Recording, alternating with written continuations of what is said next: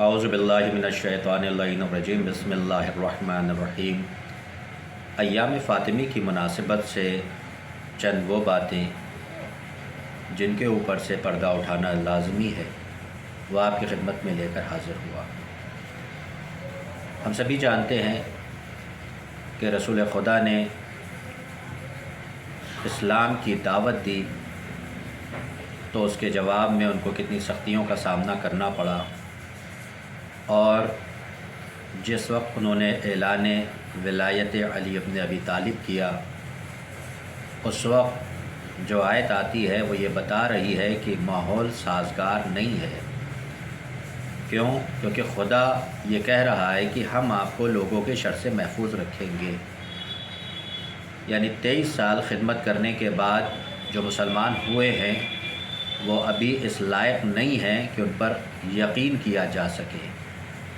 ہاں، ہم نے دیکھا کہ جب جنگ احد میں شیطان نے نعرہ بلند کیا کہ رسول خدا شہید ہو گئے تو کس طرح فوج اسلام کے پیر اکھڑ گئے اور لوگ میدان چھوڑ کر بھاگنے لگے۔ آئیے دیکھتے ہیں کہ جس وقت رسول خدا کی آنکھ بند ہوئی تو عالم اسلام میں کیا چل رہا تھا۔ دیکھنے کو ملا کہ جہاں اوس و خزرج خلافت بانٹ رہے تھے وہاں پر بعض قبائل ایسے تھے جو اس پر بات کر رہے تھے کہ جو بھی خلیفہ بنے ہمارا پرپوزل یہ ہے کہ وہ زکوٰۃ ہم کو معاف کرے، نماز ہم پڑھ لیں گے، اس بنیاد پر ہم اس کو اپنا خلیفہ مان لیں گے۔ بعض وہ تھے کہ جو اپنے مشرک دور میں پلٹ گئے تھے اور اب وہ منصوبہ بنا رہے تھے کہ مدینے پر حملہ کریں۔ واقعہ ملتا ہے کہ ایک دن یہ خبر پہنچتی ہے مدینے میں کہ مدینے کے اطراف میں وہ قبائل جو مسلمان ہو گئے تھے وہ اپنے پرانے دین پر پلٹ چکے ہیں۔ ان کی طرف سے پیغام آیا ہے کہ ہم کو ہمارے حال پر چھوڑو، نہیں تو ہم سے جنگ کرو۔ انہوں نے یعنی جو خلیفہ ہوئے تھے پیغام دیا کہ ہم جنگ کے لیے آمادہ ہیں، جبکہ ان کو یہ معلوم تھا کہ مدینے میں مسلمانوں کی تعداد کم ہے اور حملہ ور ایک بڑی تعداد میں مدینے کا محاصرہ کرنے کو آگے بڑھ رہے ہیں۔ خبر یہ ملتی ہے کہ وہ رات یا دن کسی وقت بھی مدینے پر حملہ کر دیں گے۔ یہ خبر مدینے میں عام کی جاتی ہے کہ مسلمان اپنے دین کا اور مدینے کی محافظت کے لیے نکل کر آگے آئیں۔ یہ وہ موقع تھا کہ جب مولا متقیان خود ایک دروازے کے اوپر محافظ کی حیثیت سے کھڑے ہوتے ہیں۔ طلحہ، زبیر، ابن مسعود، وہ تمام افراد جو علی کے ساتھ تھے وہ بھی میدان میں آتے ہیں۔ رات میں حملہ ہوتا ہے۔ یہ رات میں جواب دیتے ہیں۔ یہ جو حملہ ور فوج تھی یہ بھاگتی ہے، اس کی خبر ابو بکر کو دی جاتی ہے، چونکہ ابو بکر ظاہری خلیفہ ہے۔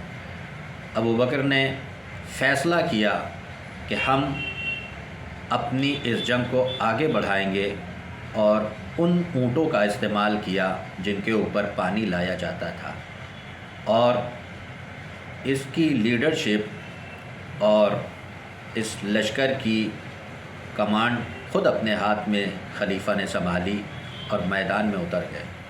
نتیجہ یہ ہوا کہ بھاگی ہوئی فوجیں اور بھاگیں، لیکن ایک مقام ہے کہ جہاں پر انہوں نے پہلے سے پلان کیا ہوا تھا کہ اگر شکست ہوتی ہے اور لشکر اسلام آگے بڑھتا ہے تو یہاں پر ہم اس کو شکست دیں گے، اور انہوں نے اپنے پلان کے مطابق مشکوں میں ہوا بھری اور رسیوں سے اس کو باندھ کر جو بڑھ رہے تھے اونٹ ان کی طرف پھینک دیا۔ اونٹ گھبرا گئے، بوکھلا گئے، اور کسی صورت بھی وہ کنٹرول نہیں ہو رہے تھے۔ لہٰذا اب جو لشکر اسلام تھا یہ واپس پلٹتا ہے، اور یہ وہ وقت تھا کہ کوئی بھی اس میں سے زمین پر نہ گرا نہ قتل ہوا، سارے مسلمان مدینے میں واپس آتے ہیں۔